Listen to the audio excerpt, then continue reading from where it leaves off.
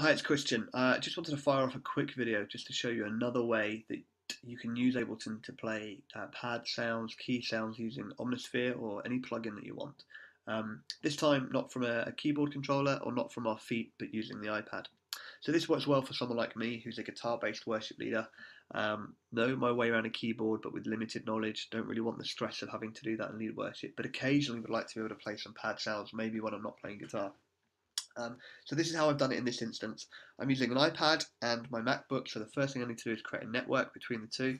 So by going into Audio MIDI Setup, I can go into the MIDI network by clicking on Network here, and I can select my iPad, because both my iPad and my MacBook are on the same Wi-Fi, and I can click Connect to create a MIDI network between the two. And I'll know that that's happened because in a moment, when my computer decides to wake up, the iPad will bounce over to here, and I'll have an iPad connection. It's actually there because I can hear it in the background, so I'm going to move on. So go to my Ableton page, and in my Ableton page what I've done is I've opened up a session of Omnisphere here, and in the first fold-out box I put my main instance of Omnisphere, and by going into that one I can choose 4 sounds. So I've basically just picked 4 sounds. I'm using some from Pete James's patches and a couple from Omnisphere itself, and just created 4 different sounds just for this demo and put them in there. And then what I've done on the first one is I've just got my Omnisphere plugin. On the second one, I've actually put in Ableton's external instrument, which you can find over in the drop-down box here on the instrument, external instrument, drag that in. And I've told that to MIDI goes to main, it pulls the MIDI notes are going to Omnisphere sound number 2, and it's pulling the audio back from audios 3 and 4. So they're in stereo pairs, so 1 and 2 is the first sound, 3 and 4 is the next. 5 and 6, and then 7 and 8, repeating the MIDI thing. So you can see I've done exactly the same thing each time here. You can change the sound of each individual one if you want to, for what you want to level out the sounds. And the other thing I've done is I've thrown in this chord here, and again you can find that from coming to the side, going to MIDI effects, chord, and I've thrown in a 5th chord in this one.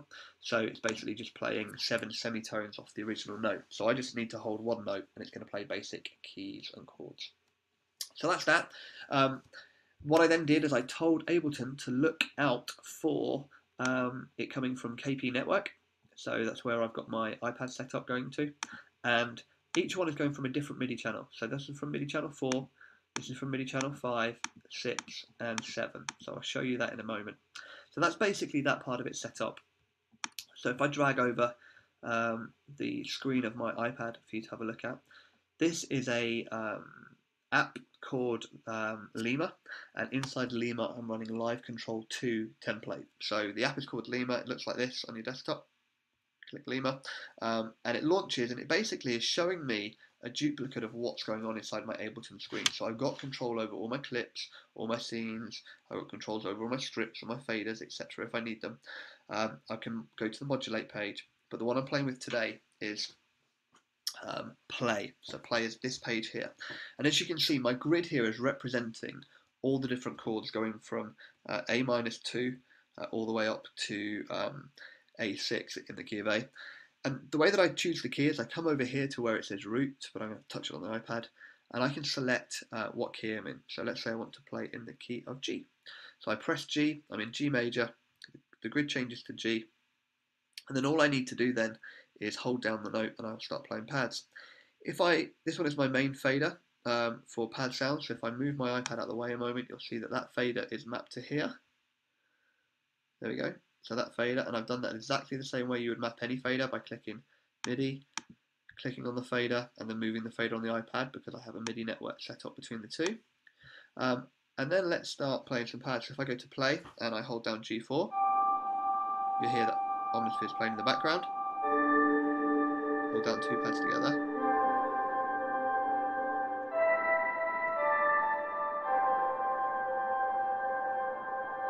Hit MIDI, and you can see here that I've got 4 MIDI channels here. I've got 4, 5, 6, and 7. Those are those 4 sounds I showed you. So let's go to 4.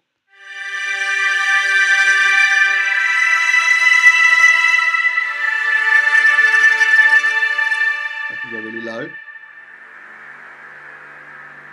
or I can go pretty high. I can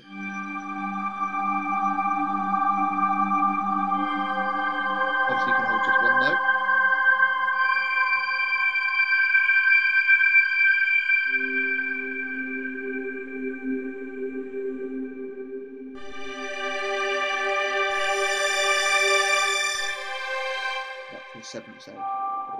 fourth sound on MIDI 7.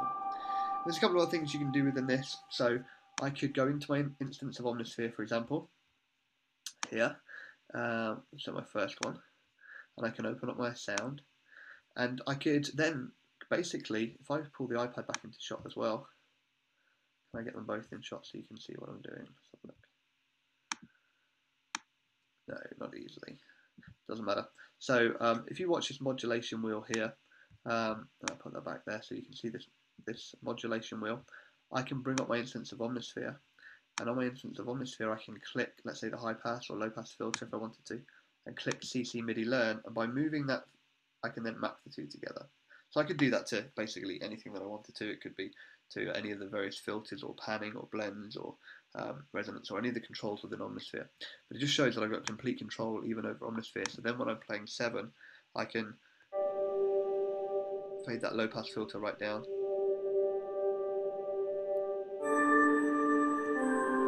Do the same with sound 4.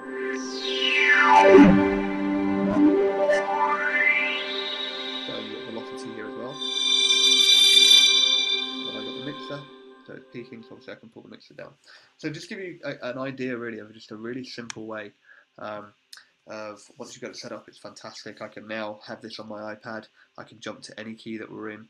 I can see all the notes in front of me. I've got different views, so if I press this offset button, it'll start displaying the chords available in different formats. I like this one here, which is the 8ths and 3rds, so I can basically see the whole octave and see them in the way that I would read chords in a Nashville number system, so it kind of makes sense to me.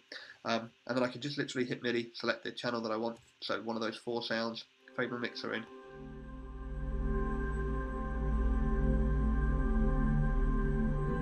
Sorry, maybe 1 second. The great thing with Lemur is that these templates are completely customizable as well. So I'm just using the stock live control 2 and using the play, but you could really have a play around with this. I've got another template which I'm working on here, which is one called Shove.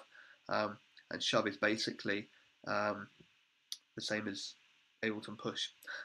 So again, you can go into here, you can start browsing instruments, you start loading instruments in, etc. And you've got the same as Ableton Push from an iPad, which is quite good fun. But I'm still diving around within live control, and just thought it'd be fun just to show you some of the ways that we can kind of play around with linking different devices to Ableton, especially for us musicians or half musicians that don't know all of our piano chords. So I hope that helps and inspires you to just think a little bit creatively about your setup. Take care, God bless.